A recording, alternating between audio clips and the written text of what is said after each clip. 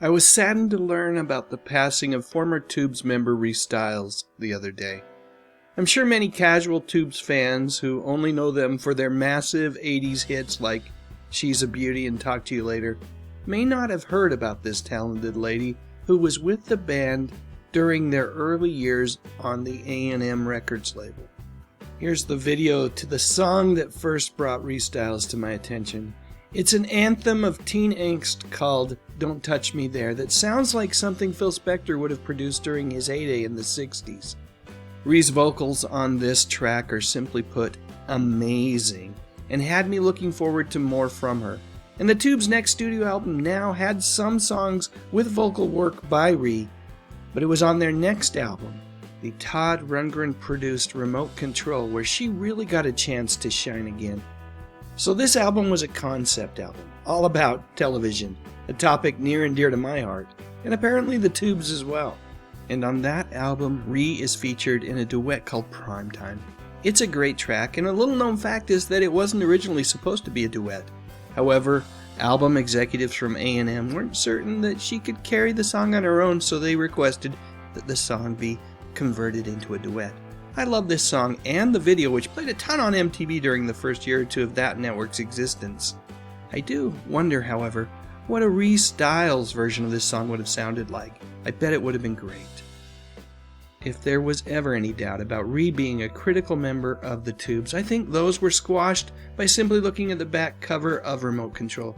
Yep, there she was, looking as beautiful as ever. It is important to point out that Ree was more than just a vocalist. She helped design the band's costumes, and she worked with them on their live stage show. And if you had a chance to see that show during the 70s, well, you know how freaking awesome that thing was. When the Tubes appeared in the 1980 Olivia NewtonJohn musical Xanadu, Ree was there, dancing her heart out with the rest of the band.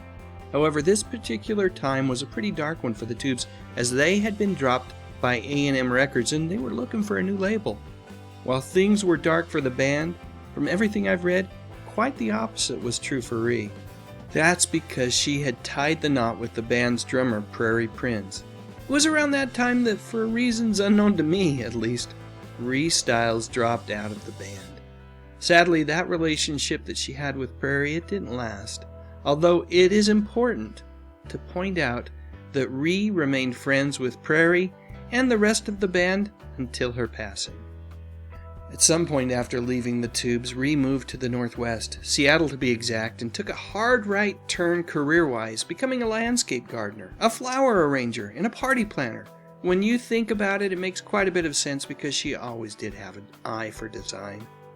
I wish I knew more about Ree Styles. I know there are many folks out there who do, people who knew and loved her and will miss the heck out of her. For the rest of us, I guess we're lucky because whenever we want, we can fire up one of those early Tubes albums and enjoy the gifts that Ree Styles left behind. And just for a moment, it will be almost like she never left. Folks, if you enjoyed this video, please like and subscribe. Maybe even share the darn thing on your favorite social network. But most importantly, thank you so much for watching.